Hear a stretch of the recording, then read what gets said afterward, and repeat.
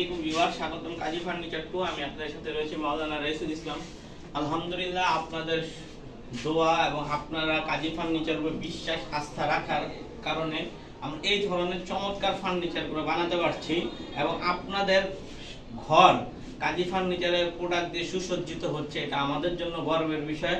এবং আমার আব্বা সবসময় বলে যে টাকা তো সবাই কামায়, কিন্তু টাকাটা কি ইজ্জতের কামানো হলো না বেইজ্জতের কামানো হলো, সেটা হচ্ছে বড় বিষয়। এই ফার্নিচার দিয়ে আলহামদুলিল্লাহ অনেক ইজ্জত সম্মান কামিয়েছি, একমাত্র আপনাদের সুবাদে, আপনাদের উসিলা করেই কিন্তু আল্লাহ পাক এই পর্যন্ত পৌঁছাচ্ছে। আর আপনারা বিশ্বাস করে অর্ডার দিচ্ছেন বিধায় কিন্তু আমরা এই চমৎকার চমৎকার ফার্নিচারগুলো দিচ্ছি। এবং এই ফার্নিচারের উপলক্ষে কিন্তু আরো অনেক ফ্যামিলি চলছে কিন্তু এই ফার্নিচারের উসিলা করে।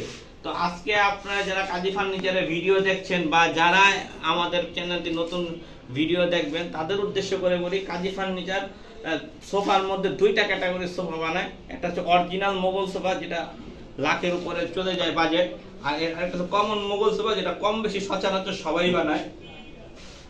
আজকে যে সোফাটা দেখতেছেন এটা হচ্ছে কমন মোগল সোফা নিয়ে আমি কথা বলবো। এই সোফাটি হচ্ছে চিটাগং সেগুন কাঠের 2-2 আর একটা 1। এটা হচ্ছে 2-1 একটা মোগল সোফা। এই সোফাটা আর আমি যে প্রাইস সম্পর্কে ধারণা দিই তাহলে আপনাকে বলতে হবে এটা অরিজিনাল ইটালিয়ান লেকার সহ এটার প্রাইস পড়ে হচ্ছে 70,000 টাকা। আর যদি আপনি ইটালিয়ান লেকার ছাড়া আপনি হ্যান্ড বার্নিশ নেন তাহলে পড়বে এটা 65,000 টাকা। আর এটা হচ্ছে যার জন্য তৈরি করেছি, ওনার নাম হচ্ছে ইয়াসিন ফাতেমা। ওনার মেয়েকে উনি গিফট করতেছেন, ওনার মেয়ের বাড়ি হবে চিটাগাং।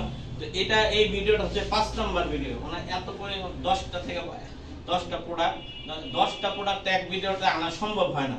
তো ধাপে ধাপে আমরা একটা একটা করে দেখাচ্ছি, যাতে আপনারাও দেখতে পারেন এবং দেখে বুঝে শুনে আপনারা অর্ডার করতে পারেন।